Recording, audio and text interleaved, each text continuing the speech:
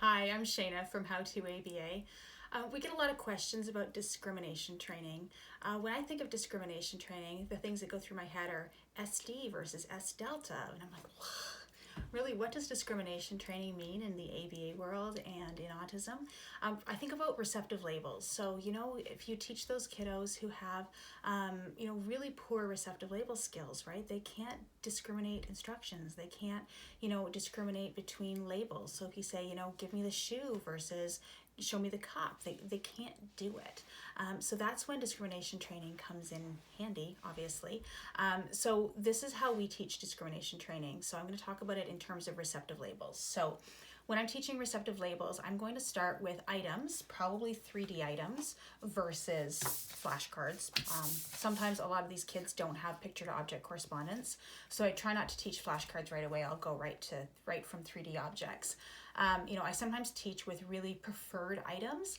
Problem is that if you're teaching with really preferred items, the student is so motivated by those items that they're not listening to the instruction. They're just trying to grab for that M&M or for that, YouTube video clip on the phone, etc. So, I sometimes try with that. Other times I just go right to neutral items, but things that have meaning for them.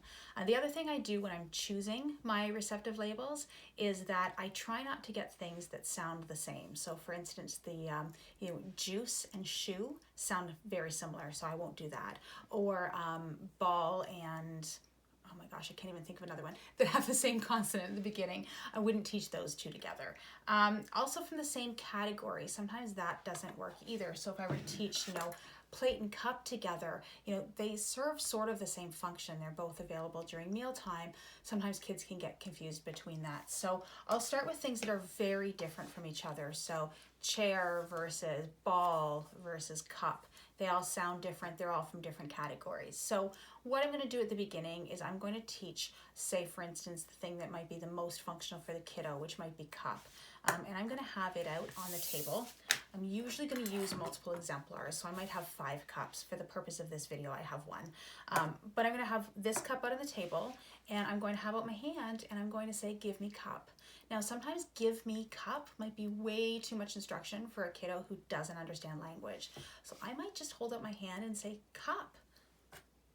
And I want the student to place the cup in my hand. Now, I might need to do some physical prompting, so I might do some hand over hand to get that in my hand at the beginning.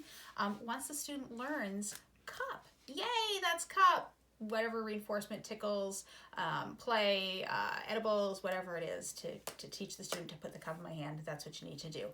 Once the student is able to hand you the cup when you say cup at 100% mastery, 80 to 100% mastery, what I'm going to introduce a distractor item. So I'm going to do the cup, plus I might do, a blank card, or I might do some kind of nondescript item that they don't know and don't care about. And then I'm going to ask for cup again and get the student to give me cup when the cup is in any position with this other item available. Then, once they've got that at 80 to 100% mastery, I'm going to add in a third, again, nondescript item, something with like no meaning whatsoever. It's got meaning to me, but not to the kiddo.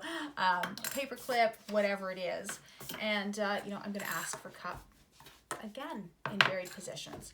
Once the student has learned cup in an array of 3 items and able to give me the cup with 80 to 100% consistency, what I'm going to do then, I'm going to put those items away and I'm going to teach something else. I'm going to teach, say, chair.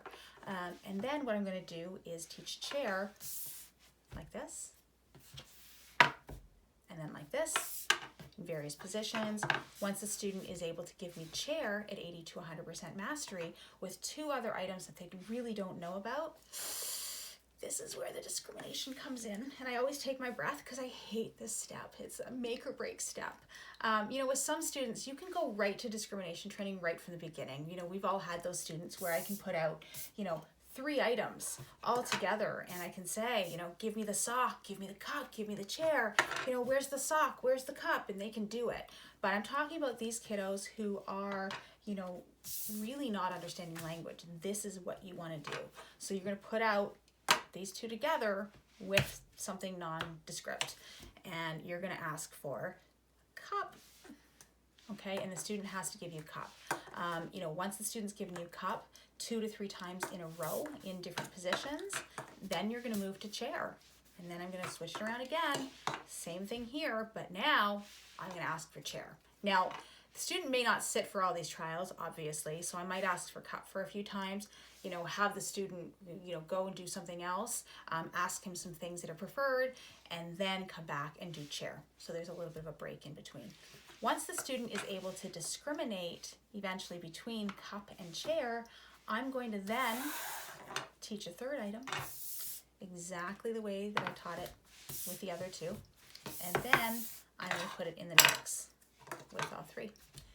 And that's discrimination training and teaching receptive labels.